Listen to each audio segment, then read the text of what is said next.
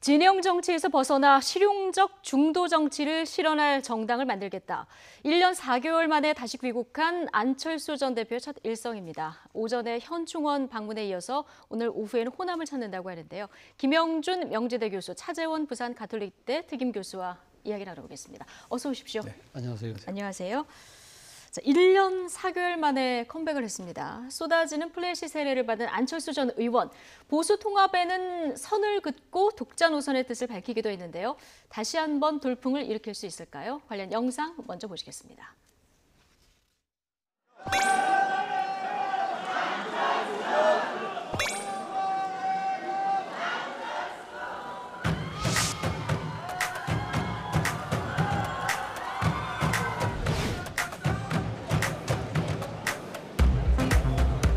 새해 복 많이 받으십시오.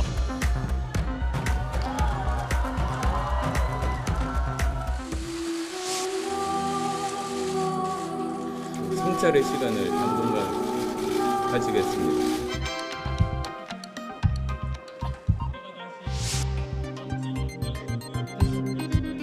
저는 관심 없습니다. 관심 없습니다. 실용적 중도 정치를 실현하는 정당을 만들겠습니다. 오셔서 우리 자유파의 대통합에 역할을 해주셨으면 대단히 고맙겠다.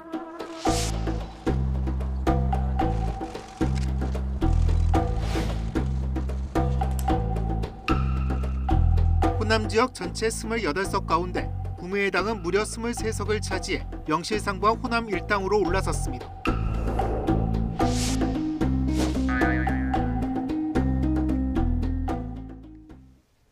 네, 안철수 전 의원 귀국하면은 어떤 얘기를 일성으로 할까 굉장히 관심이었는데 일단 공항 바닥에 엎드려서 큰절을 먼저 하고 13분 정도 이제 귀국 메시지를 낭독했습니다.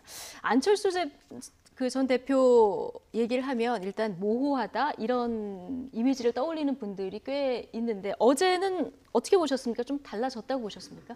저는 뭐 큰 차이를 못 느꼈습니다. 예. 사실 뭐 지금 본인이 이야기한 정책 노선이 그러니까 실용적 중도 정당이라는 것인데 이것이 도대체 뭘 상징하는 것일까? 대충 나름의 방향은 짐작은 하겠어요. 그러니까 예. 이 실용적이라는 말 자체가 거대한 담론보다는 민생이나 생활 정치에 좀 더 초점을 맞추겠다는 의미인 것 같은데 그래서 뭐 정책에 있어서도 진영과 또 이념을 뛰어넘어서 상당히 실용적인 입장에서 다가가겠다는 거 아닙니까? 뭐 그런 부분들 다 박수를 보낼 수 있죠. 그러나 실질적으로 과연 그 개별 사안들에 대해서 어떤 모습을 띌 것인지에 대해서는 다들 고개를 갸꾸릴 수밖에 없다는 것입니다. 네. 또 하나는 그 중도 정치인데요. 중도 정치가 일종의 제3의 길이라고 한다면 본인이 그동안 사실 그 4년 전에 또 이 국민의당 바람을 일 때도 제3당 중도 정치를 내셨던 것이고 그 뒤에는 소위 말하는 극중주의라는 이야기까지 하면서 상당히 어느 한쪽으로 치우치지 않겠다고 했는데 그것이 다른 사람들이 보기에는 도대체 어떤 태도일까라는 상당히 막연한 그 모습으로 다가왔다는 것이죠. 이러한 부분들을 상당히 그 이미지를 완전히 지우기는 어제는 좀 부족했던 것이 아닐까 생각이 듭니다. 어제 뭐 첫 일성으로 구체적 메시지를 다 담기에는 뭐 시간적인 한계도 있었을 테고요. 앞으로 이제 어떤 행보를 이어가는지가 굉장히 주목되는 상황인데요. 일단 안철수 전 대표가 지금은 바른미래당 소속인 거고요. 그리고 앞서 그 측근인 이태규 의원의 얘기를 들어보면 발전적인 해체를 통해서 뭔가 갈 길을 모색할 것이다 이런 얘기를 하던데 어떻게 저는 전망하십니까? 어저께 그 안철수 전 대표와 관련돼서 1년 4개월 전과 많이 바뀌었다고 저는 봅니다. 달라졌다고 보셨습니다. 두 가지 면에서 바뀌었다고 보는데요. 제일 첫 번째는 제가 관심 있게 들었던 뭐냐면 정치 초년생으로 그동안 자신이 잘못한 것에 대해서 진솔하게 사과를 했다는 겁니다. 이거 굉장히 어려운 결정인 거예요. 맨 처음에 나왔습니다. 그래서 1년 4개월 전에 떠나면서 성찰의 시간을 갖겠다고 그랬잖아요. 그런데 지금까지도 보면은 한국 정치에서 보면은 이 자기 책임에 대한 모습을 보여주는 게 적었고 지금 자유한국당도 한번 보십시오. 저렇게 해서 엉망진창이 되고 났는데도 불구하고 책임지는 사람들이 거의 없잖아요. 그런 면에서 봤을 때 저는 어저께는 적절하게 자기가 정치 초년생으로서 성찰할 시간을 가졌다는 면에서 보면 변했다라는 걸 가졌고요. 두 번째는 뭐냐면 나는 이번 총선에 출마하지 않는다는 것도 적절한 저는 행보라고 좀 봐요. 왜냐하면 끊임없이 정치 뭐 예를 들어 대선도 나가고 지방선거도 나가면서 혹시 선거에 있어서의 어떤 자기 입지만을 강화시키려고 하는 것이 아니냐라고 하는 자기중심적 정치를 하지 않느냐고 했는데 이번에는 그게 아니고 한국 정치를 정말 한번 좀 바꿔보겠다라는 면에서 봤을 때 좀 새로운 그 나름대로의 그런 모습을 보였다는 면에 대해서 먼저 말씀을 좀 드리고요. 분명히 말씀을 드리는 거는 1년 4개월 전에 안철수 전 대표가 떠났을 때와 지금은 정치 지형이 완전히 변했습니다. 그러니까 훨씬 유리한 환경이 조성됐다는 거예요. 선거법도 달라졌고요. 또 중요한 거는 뭐냐면 너무 지나치게 정치 양극화가 돼서 지금 뭐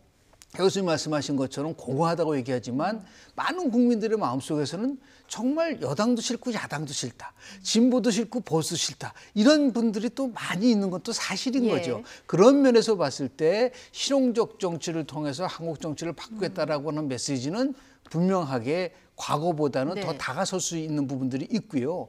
현실적으로 가장 확실한 방법은 바른미래당을 정말 발전적으로 설치하고 환골탈태해서 새로운 인물을 영입을 해서 갈 수 있는 게 가장 이상적이라고 보는데 거기에 이제 걸림돌은 이제 손학규 대표가 어떠한 행보를 할 거냐라고 하는데 아직까지 뭐 특별한 의중을 피력하는 건 없다고 하더라고요. 손 대표도 실질적으로 보면은 가장 이 상황 속에서 본인이 고집을 부리기에는 이 정치적인 여러 가지 자기의 그런 세력이라든지 국민들이 바라는 거라든지 제가 오늘 아침에 이렇게 쭉 여의도를 가다 보니까 이 바른미래당 쪽에 이렇게 플래카드 하나 걸려져 있더라고요.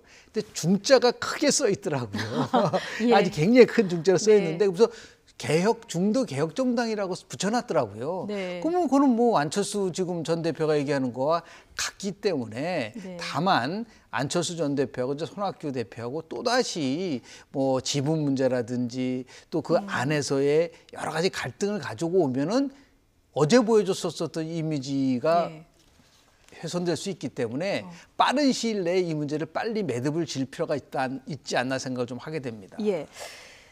그 안철수 전 대표의 귀국에 대해서 그 중도 보수를 통합하겠다는 통추위 쪽에서도 굉장히 관심을 가져왔습니다. 그런데 어제 들어와서 질문이 있었고요. 통추위에 관심이 없다 이렇게 딱 선을 그었거든요. 뭐 본인 입장에서는 중도 정당을 하겠다는 입장이 분명하지 않습니까? 앞서 말씀하신 것처럼 대한민국 정치가 상당히 진영간 또 이념적인 그 노선에 상당히 집착하는 바람에 상당히 극한 대립과 갈등을 빚고 있다. 이런 상황에서 내가 어느 특정 진영에 몸을 담는 것 자체가 이 기존의 낡은 정치에 또다시 본인 스스로가 포섭되는 거 아니냐는 그런 생각을 분명히 갖고 있는 것 같고요. 그렇기 때문에 이런 지금 국민들이 지금 아주 극한적인 대치 상황을 보이고 있는 이 진영 정치를 타파하라는 그런 국민적 요구가 높다. 그렇기 때문에 그 요구를 내가 하겠다는 뜻인데요. 그런데 많은 국민들이 지금 현재 딱 이 극단적인 정치 상황에 대해서 상당히 비판적인 건 맞지만 그 대안이 과연 안철수 전 의원일까에 대해서는 저는 좀 생각이 좀 다릅니다. 사실 지금 안철수 전 대표가 들어오시기 전에 뭐라고 이야기를 했냐면 이 지금 본인의 팔자가 아마 좀 바이러스 잡는 게 팔자인 것 같다. 낡은 정치 바이러스 잡겠다고 하면서 소위 말하는 새정치 백신을 또 지금 하겠다는데 새정치 백신이라는 것 자체가 안철수 전 의원이 지금 들고 놓은 것이 2011년도부터입니다. 그렇다고 한다면 새정치 백신의 유효기간은 그러면 영원한 것인가 이런 생각을 지울 수 없다는 것이고요. 또 지금 일종의 많은 국민들이 기시감을 느낄 거예요. 소위 말하는 대자비라는 걸 느낀다는 것이죠. 2016년 20대 총선 당시에 했던 이야기가 적대적 양당의 공생관계 깨겠다. 극한의 진영 갈등 깨겠다고 해서 국민들이 그걸 지지해서 제3당을 만들어줬어요. 그렇다고 한다면 20대 총선에서 국민의당이 어떤 모습을 보여줬냐는 거죠. 국민의당 정치 실험이 결국은 실패했다는 겁니다. 그리고 본인이 사실 4년 전에는 이 중도의 바람도 있었지만 또 하나는 지역적 기반이 호남이라는 기반이 있었잖아요. 근데 이 기반 자체가 지금 사실 형해화되고 있다. 완전히 지금 사본 오열되고 있다. 이런 상당히 불리한 조건들을 과연 뛰어넘을 수 있을 것인가. 그것은 이제 앞으로 본격적인 대중정치인으로서 성장해야 될 안철수의 몫이 아닐까 생각이 듭니다. 네, 안철수 전 대표가 돌풍을 일으켰었던 그때하고는 좀 정치적이 많이 달라졌다. 자, 그렇다면 그렇기 때문에 지금 통추위 쪽에서도 계속 러브콜을 보내고 있는 상황이고요. 자, 안철수 전 의원을 향해서 계속 러브콜을 해왔었던 박형준 혁신통합추진위원장, 이 안 전 대표의 어제 통합 거절 의사에 오늘 아침 인터뷰가 있는데요. 30년 전 YS의 3당 통합 정신처럼 특별한 전략이 필요하다 이런 얘기도 하기도 했습니다. 듣고 오시겠습니다. 처음부터 뭐 통합에 적극 나설이라고 기대하지는 않았습니다. 마치 30년 전에 YS가 3당 통합을 하면서 했던 결단 그런 것들을 통해서 본인의 정치적 가능성도 살리고 또 이 정권 심판을 바라는 많은 국민들의 여망도 좀 받드는 것이 필요할 때가 아닌가. 좀 특별한 전략이 필요하다. 이런 지난 총선 때에는 그 호남을 기반으로 해서 국민의당이 선전을 할 수가 있었는데, 그렇죠. 예. 지금은 이 우리나라의 지역과 이념이라고 하는 그 기본 지지층을 무시하고 이 독자적으로 서기가 대단히 어려운 환경이고, 지금 제3세력으로서 독자적으로 존립하기가 여의치 않습니다. 이럴 경우에는 가장 우선적인 게 뭐냐. 아마 안철수 대표도 그 생각은 하고 있는 것 같아요. 네. 3당 통합 문제는 역사적 평가가 좀 엇갈리는 부분도 있기도 하고요. 어쨌든 박형준 위원장 얘기는 독자 노선을 가는 건 좋은데 가려고 해도 이게 지역과 이념에 기반한 기본 지지층들이 있잖아요. 이걸 무시하고는 굉장히 힘들 거다 이런 얘기거든요. 그거는 2016년도 국민의당이 만들어졌을 때 과정을 보면은 조금 지금 박형준 위원장이 얘기한 거는 좀 결이 좀 다릅니다. 예. 지금 제가 모두에 말씀드린 것처럼 지금 많은 부분은 뭐냐면 민주당이 처음에 가졌었던 2017년도 대통령 선거 끝나고 나서 그 이후에 지금 한 2년 6개월이 지났었지 않습니까? 예. 그때 처음에 보여줬었던 정체성이라든지 개혁성이 많이 훼손됐다는 거예요. 그게 지금 안철수 전 대표가 활동할 수 있는 공간이 열렸다는 부분이 있는 거고요. 예. 그리고 보수당이 결국은 보수 진영이 아주 완전히 초파편화됐다는 부분들이 다르고, 엄격하게 따지면은 유승민 의원이 안철수 전 대표가 활동할 수 있는 공간을 역설적으로 열어준 거예요. 그러니까 새 보수당을 만든다고 하니까 새 보수당이든 뭐 우리공화당이든 자유한국당 다 보수라고 한다면 결국은 중도는 비어 있지 않습니까? 네. 우리 국민들이 어떤 속성이 있냐면요. 지난 2017년도 대통령 선거 때 21.4%를 얻었어요. 안철수 대표가. 그게 표로 따지면 699만 표입니다. 그리고 2016년도에 국민의당이 당시 정당 득표를 26.7%를 했는데요. 그 득표가 635만 표입니다. 이건 굉장히 많은 표예요. 그러니까 잠재하고 있다는 겁니다. 그런데 2018년도, 2019년도, 2010년도 지나면서 1년 4개월 전에는 안철수 의원이 자기가 활동할 수 있는 공간이 전혀 열리질 않았어요. 예. 그럼에도 불구하고 이 절금은 진보와 보수가 다 국민들로부터 기대한 만큼의 역할을 못했다는 겁니다. 그러니까 저는 이렇게 봅니다. 지금 박형준 위원장이 얘기하는 것보다도 안철수 전 대표는 선자강하고 후 마지막에 필요하면 통합이 아니라 연대는 할 수 있을 거라고 저는 봐요. 그러니까 통합과 연대는 완전히 다릅니다. 네네. 그러니까 먼저 중도를 열어서 안철수 의원이 얘기하는 거는 자기가 지지를 받느냐 안 받느냐 그 문제가 아니에요. 중도 균형추의 이론을 가지고 움직이겠다는 겁니다. 지금까지는 진보와 보수가 극단적으로 대립이 되니까 결국은 아주 굉장히 갈등이 국민들로 하여금 어마어마하게 혐오감을 느낀다고 한다면 중도가 중간에 서서 이것을 끌고 갈 수 있는 공간이 충분히 열려 있기 때문에 저는 그런 의미에서 봤을 때는 선자강을 하고 중도가, 그리고 선거 막판에 결국은 연대도 가능할 수도 있는 부분들도 있습니다. 2012년 상황을 보면 그래요. 당시 민주통합당인 한명숙 대표와 통진당이 어땠습니까? 선거 연대를 했습니다. 전혀 성격이 다르지만 당시에 새누리당에 대항을 해서 연대를 했고, 그래서 비록 물론 2당이 됐지만 127석이라고 하는 많은 의석을 얻었어요. 당시 야당이. 그러면서 봤을 때 바로 저는 통합은 거의 불가능하다. 지금 박형준 위원장이 얘기하는 3당 합당 그 문제는 총선이 다 끝나고 나서 2022년도 대선 과정 속에서는 새로운 형태의 뭐 합당이든 통합이 가능할지는 모르지만 적절한 비유는 아니다. 그래서 이번 총선에서는 적용하기가 어려운 그런 상황이라고 저는 봅니다. 네, 안철수 전 대표가 파고들 중도층 공간이 아직은 있다 이렇게 그렇습니다. 보시는 거고, 그래서 선자강 후 연대까지는 가능할 수도 있다 이런 전망을 해주셨는데, 총선 3개월 남은 상황에서 이게 좀 가능할지는 모르겠습니다. 더군다나 지금 보수 통합 얘기로 좀 넘어가 보면 보수 통합도 될 듯 될 듯 하다가 좀 걸림돌들이 많습니다. 일단 첫 번째 발걸음이 탄핵의 강을 건너느냐 마느냐인데 이 부분 관련해서 아직 해결이 안 된 것 같아요. 그렇죠. 오늘 뭐 지금 그 라디오 방송에 나온 누구죠? 갑자기 이름 생각이 안 나네.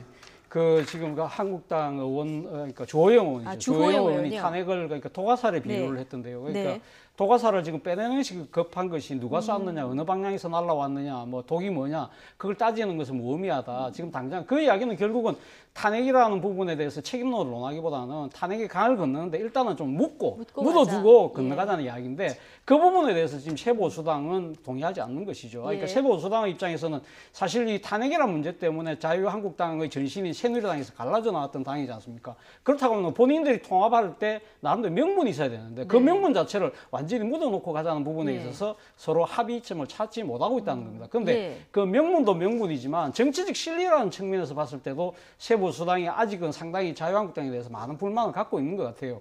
지금 자유한국당 입장에서는 지금 새보수당뿐만 아니라 지금 통합의 파트너로서 우리공화당, 더 나아가서는 뭐 이현주 의원, 그리고 이정현 의원의 신당, 그리고 또 보수 이 시민단체 가는 정당까지 다 아우르겠다는 의미를 갖고 있기 때문에 지금 새보수당 입장에서는 아니 우리가 1대1 당대당으로 통합을 해야지 어떻게 그런 쪽하고 같이 먼저 이렇게 기웃거리느냐 상당히 불만을 갖고 있는 거죠. 아마 결혼에 비유하자면 일부일처제를 해야지 뭘 지금 여러 군데 두드리고 있느냐. 그러니까 저희가 의심스럽다는 것이죠. 그거는 결국은 이 공천 지분의 문제하고도 현실적으로 다 맞닿아 있는 부분이거든요.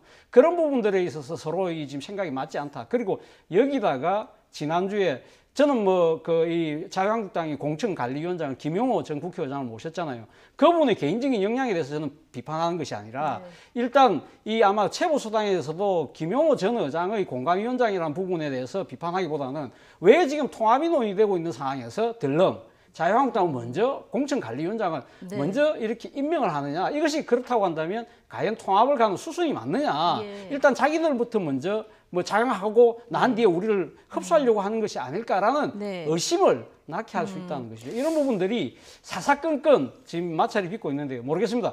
그러나 아마 제가 생각했을 때는 보수 진영 입장에서도 분열한 상태에서 총선을 간다는 것은 그건 바로 패배라고 다 인식하고 있기 때문에 아마 이거는 좀 더 시간이 가야 해결될 문제가 아닐까 생각합니다. 자, 이런 상황에서 어제 유승민 의원이 박근혜 전 대통령이 최대한 이른 시일 안에 사면됐으면 좋겠다는 희망을 갖고 있다. 어제 새보수당 경북도당 창당대회가 있었는데 여기서 이런 얘기를 했습니다. 좀 유화적 메시지로 봐야 될까요? 박근혜 전 대표의 사면의 문제와 지금 보수 통합의 문제는 완전히 다른 상황인 거라고 본 거죠.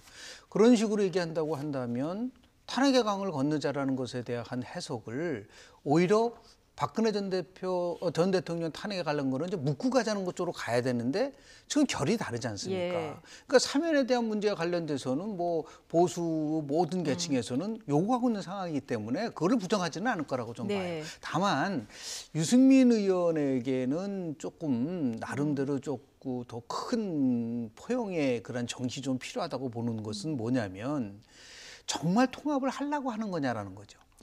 그래서 저는 조금 이제 의견이 좀 다른 거는 김용호 공관위원장을 한번 믿어보라는 거예요. 김용호 새보수당 쪽에서. 왜냐하면 김용호 의장이 뭐라고 그랬냐면 일단은 자기가 모든 권한을 갖고 혁신 공천을 하겠다는 것을 보여준 겁니다.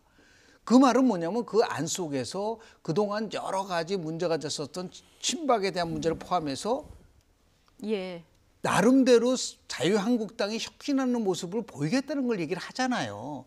그러면 그 다음에 자연스럽게 새보수당과 통합하는 것이 편해지는 것이죠. 지금 황교안 대표가 얘기하는 부분하고 지금 김용호 공관위원장이 하는 부분이 다른 부분이기 때문에 그래서 오죽하면은 새보수당의 정병국 의원까지도 저 유승민 의원한테 좀 열린 자세로 가자라고 얘기를 하지 않습니까? 그 안에도 굉장히 나름대로 잡음이 있을 수 있거든요. 그러니까 일단은 무엇이 먼저냐는 것에 대한 좀 숙고가 좀 있어야 되지 않을까라는 생각을 좀 합니다. 알겠습니다. 야권의 정계 개편 얘기를 좀 해봤고요. 여권의 총선 발걸음도 좀 빨라지고 있는 이런 상황인데요. 일단 오늘 아침 들어온 얘기부터 하나 보면 문희상 국회의장 아들 지역구 세습 논란 뭐 좀 있긴 있었는데요. 오늘 민주당 내에서 첫 비판이 나왔어요. 그렇죠. 그러니까 김혜영 최고위원이 오늘 아마 또 상당히 그러니까 뭐 지금 뭐 문희상 의장의 아들을 뭐 거명하면서 이야기하지는 않았지만 사실 어떻게 보면 아버지가 지역위원장을 갖고 있는 상황에서 아들이 부위원장으로서 이 지금 경선에 나간다는 것 자체는 상당히 부적절하다. 그리고 특히 아버지가 의장이라는 아주 정치적인 비중을 갖고 있는 인물이라고 한다면 이것은 뭐 일종의 세습이 아니냐는 아주 이 선소를 했는데요. 저는 뭐 상당히 타당한 지적을 했다고 생각합니다. 사실 민주당이 지금 뭐 나름대로 지지율은 고고 행진을 하고 있습니다만 지난해에 있었던 조국 전 장관 일가의 문제와 관련해서 가장 그러니까 문제가 됐던 부분이 공정성이 논란이었지 않습니까? 예. 이것도 사실 따지고 보면 공정성이 논란일 수 있는 것이거든요. 예. 상당히 그러니까 국회의장을 아버지로 둔 아들이 바로 아버지 임기가 끝나자마자 바로 이어서 바톤 타치를 해놓는 형식 자체가 그건 상당히 부적절하다는 이야기 자체가 예. 저는 사실 민주당 내에서 진작에 나와서 해야 될 얘기인데 조금 만시지탄이지만 이러한 그러니까 이 이야기를 할 수 있다는 그 자체가 어떻게 보면 민주당이 아직까지는 살아있는 것이다. 예. 하나의 반증이지 않을까 생각을 해봤습니다. 예, 지금 인재 영입에도 속도를 내고 있는 이런 상황인데 어제 10번째 영입 인사를 발표했는데요. 좀 관심을 끌고 있습니다. 주인공이 바로 사법부 블랙리스트를 세상에 공개했었던 이탄희 전 판사였는데요. 정치권에 발을 내디딘 이유 그리고 국회의원이 된다면 가장 먼저 하고 싶은 일에 대해서 이렇게 얘기했습니다. 듣고 오시죠. 약 일주일 전이었죠. 예. 이제 사법농단 1호 사건이라고 할 수 있는 이제 유해용 전 판사 사건에서 예. 무죄 판결이 났는데 제가 그때 화가 좀 많이 났습니다. 예. 판결 자체에 대한 것보다는 제가 1년 동안 정말 보고 싶지 않았던 상황들이 차례차례 펼쳐져 가고 있는 걸 눈으로 확인을 하게 됐기 때문에 그때 좀 화가 많이 나서 결국은 이제 마음을 굳히게 됐습니다. 바꿔야 될 시스템 첫 번째 과제라면 뭐라고 보세요? 법관 탄핵해야 됩니다. 탄핵. 그것을 반드시 해놔야지만 이 사법농단 사건의 과거가 예. 이것이 과거가 될 수 있고요. 그렇게 매듭을 지어야지 그 다음 단계로 나갈 수 있습니다. 네. 이탄희 전 판사 정치권 입문 안 하겠다 했는데 이제 국회의원 도전장을 내밀었습니다. 1호 법안으로 법관 탄핵을 추진하겠다 이렇게 얘기를 했는데 자 어떻게 보십니까? 국회가 사법개혁의 중심적 역할을 할 수 있나요? 국회 개혁이라도 제대로 좀 했으면 좋겠습니다. 일단 국회 개혁부터. 예. 그렇지 않습니까? 네. 그리고 나서 좀 판사를 했었던 분들, 검사를 했었던 분들이 너도 다 국회로 가면은 어떠한 오해를 받을 수 있냐면 결국은 정치 판사였구나, 정치 검사였구나. 그분이 갖고 있었던 순수성이라든지 진정성이 굉장히 무너질 가능성이 굉장히 높은 거죠. 예. 일본 검찰 절대로 국회에 기웃거리지 않습니다. 그건 아직 전통이에요. 들어갈 수가 없습니다. 아예 이게 불문율이에요. 근데 우리는 많은 부분 속에서 그런 것들이 나오니까 결국 어떤 목적을 갖고 그렇게 한 게 아니냐라고 의심을 받을 수 있는 부분들도 있다는 거죠. 충분히 오해를 받을 수 있습니다. 그러면서 봤을 때 판사 출신 의원들 지금 꽤 많지 않습니까? 많죠. 그러니까 그런 것들이 새로운 좋은 전통을 만드는 것이 필요한 것이지. 그렇지 않습니까? 국회는 국회의 영역이 있고 사법은 사법의 영역이 있는데 너무 지나치게 우리 그 정치를 보면은 어떤 특정한 사건이라든지 특정한 어떠한 인물들 중심으로 해서 정치가 이루어지는 것을 보고 있다는 것이 정치 후진성을 보여주는 부분이라고 저는 봐요. 그래서 무슨 뭐 법관 탄핵을 어떻게 본인 하나가 가가지고 할 수 있겠는가라는 부분들에 대한 것들이 저는 이제 굉장히 그 좀 너무 과한 의혹이 아닌가라는 생각이 좀 들고 있고요. 그리고 엄밀하게 따지면은 인재 영입을 하면서 필요한 중요한 기준적 가치들이 뭐냐라는 것에 대해서도 한 번 정도 생각을 좀 할 필요가 있지 않을까라는 생각을 좀 하게 되고요. 그런 면에서 봤을 때 대한민국의 의회 충원 과정 속에서의 후진성은 제가 볼 때는 전혀 바뀌지 않았다. 그런 면에서 좀 지적을 좀 하고 싶습니다. 근데 뭐 현실에서 안 되는 부분 이제 법으로 바꿔야 되겠다 이런 결심을 했었을 수도 있고 뭐 하실 말씀 있으십니까? 예, 저는 사실 뭐 지금 이탄희 그 전 판사의 정치권 이렇게 뭡니까 진출에 대해서 여러 가지 뭐 비판적인 의견도 있고 찬성의 의견이 있습니다만 그건 충분히 논란이 될 수 있다고 봅니다. 또 뭐 이 찬성하는 입장에서는 충분히 일리가 있는 이야기를 할 수가 있겠죠. 그러나 오늘 본인이 아마 국회의원 되고 나서 제일 먼저 1호 법안이 아니죠. 사실 뭐 탄핵 소추하는 것은 1호 법안이라기보다 제일 먼저 행동, 제일 먼저 하겠다는 뜻인 것 같은데 저는 이 발언이 정말 부적절하다는 생각입니다. 사실 발언이, 그러니까 국회가 현직 법관에 대해서 견제의 수단으로 탄핵 소추권을 갖고 있는 건 맞아요. 그렇지만 그렇다고 하더라도 이런 식으로 그러니까 탄핵을 한다는 것 자체는 저는 정말 잘못된 발상이다. 어떻게 이런 발상을 할 수 있을까? 본인이 지금 전직 판사였잖아요. 그러니까 개별 재판에 대해서 마음에 안 든다고 해서 예를 들면 이렇게 탄핵 소추를 할 경우에는 정치권이 그러면 정치적 사건에 대해서 판결마다 정치권이 개입해야 되는 하나의 선례를 만든다는 것이죠. 그리고 사법개혁이라는 것 자체가요. 개별의 판결이나 개별 판사에 대한 문제가 아니거든요. 구체적으로 이 지금 사법개혁이라는 부분은 상당히 행정 관료화되어 있는 사법체계, 그러니까 제한적 그날 휘두르고 있는 대법원장은 인사권, 뭐 행정권 이런 부분들을 통해서 그런 부분들을 민주화하고 상당히 그 나름대로 법관의 소신과 독립을 지킬 수 있는 체제를 만들므로써 사법부를 독립화시키겠다는 것이 아마 초점 아니겠습니까? 그런 측면에서 본다고 한다면 지금 개별 재판에 대해서 이것을 아직까지 1심밖에 결론이 난 것도 아닙니다. 그러니까 항소심, 상고심이 남아 있잖아요. 그런 상황에서 지금 본인이 그럼 배지를 달자마자 이 재판부에 대해서 탄핵 추진을 하겠다는 것 자체는 어떻게 보면 이 지금 사법의 영역을 정치로 끌고 들어오는 직접적인 행위다. 그런 측면에서 보면 정말 부적절한 발언이 아니었나 생각이 듭니다. 국회의원 도전보다 지금 법관 탄핵 추진하겠다 이 부분, 이 발언이 더 문제다. 그렇죠. 그러니까 이 사법개혁이라는 것은 법과 제도의 개선을 통해서 해야 된다는 것이 개별 사건, 개별 판사에 대해서 뭔가 자신의 좀 불만을 어떤 식으로 이렇게 사법부에 대한 견제 형식으로 한다는 것은 부적절하다. 어쨌든 지금까지 영입 인사 중에서 이제 관심을 끌었던 분이라 저희가 얘기를 좀 해봤고요. 자, 총선 이제 3개월 남았는데 지금 민심은 어떻게 흐르고 있는지 오늘 YTN 여론조사 결과를 한번 보시겠습니다. 대통령 지지율하고 그리고 정당 지지율 한꺼번에 저희가 지금부터 볼 텐데요. 자, 일단 문재인 대통령 국정 수행 평가를 보면 지금 부정평가가 50.9%까지 지금 늘어난 상황입니다. 그리고 정당 지지율 한번 보여주실까요? 정당 지지율. 더불어민주당이 2.7%포인트 내려서 38.4%, 자유한국당 1.4% 올라서 32.7%, 그리고 새로운 보수당이 아마 저희 YTN 리얼미터 조사에서 처음 들어온 것 같은데 4.7% 기록하는 모습 확인할 수 있을 것 같습니다. 이 목요일, 금요일 여론조사, 오늘 여론조사까지 좀 비슷한 흐름이거든요. 어떻게 보십니까? 일단 대통령 국정운영 중에 긍정과 부정이 5.6%포인트 차이가 났어요. 데드크로스가 났는데 이건 오차 범위를 벗어나는 겁니다. 2.5% 플러스 마이너스였기 때문에요. 중요한 거는 뭐냐면 시점을 제가 봤어요. 조사 시점이 15일서부터 17일까지입니다. 무슨 일이 있었을까요? 그건 뭐냐면 8일, 여러분 잘 아시다시피 추미애 법무부 장관이 뭐 8일 날 검찰 인사를 하지 않았습니까? 그것고 14일 날 대통령이 신년 기자회견을 한 것이 다 반영된 조사라는 거예요. 그럼에도 불구하고 부정이 50%를 넘고 YTN 조사 결과는 10주 만에 처음으로 이게 지금 부정이 오차 범위를 넘어갔단 말이에요. 이 말은 무슨 의미를 갖고 있냐면 바로 전주 목요일 날 같은 조사 기간에서 했던 거와 거의 같습니다. 제가 보니까 오늘도 조사를 보니까 중도에서요. 대통령 국정운영 지지도가 잘한다가 41.4 그리고 못한다가 56.0%예요. 이 굉장히 높고 또 하나는 젊은 세대에서 20대에서는 잘한다가 38.6밖에 안 됩니다. 그리고 53.0%가 못한다. 이거는 또다시 지난 8월 달, 작년 8월에 있었던 조국 사태와 거의 비슷한 패턴으로 가고 있다. 뭐 지금 시간이 짧기 때문에 말씀을 못 드리지만은 그 당시와 상황이 너무너무 비슷한 거에 좀 전개되고 있어요. 결국은 뭐냐면 불공정과 도덕성과 관련돼서 이 정부 여당이 결국은 민심으로부터 나쁜 방향으로 좀 흘러가고 있다는 부분들이 나와서 정당 지지도 그렇게 나타나는 겁니다. 지금도 보면은 물론 이제 정당 지지도가 새 보수당이랑 같이 합친 거를 보면은 1%포인트밖에 차이가 안 나요.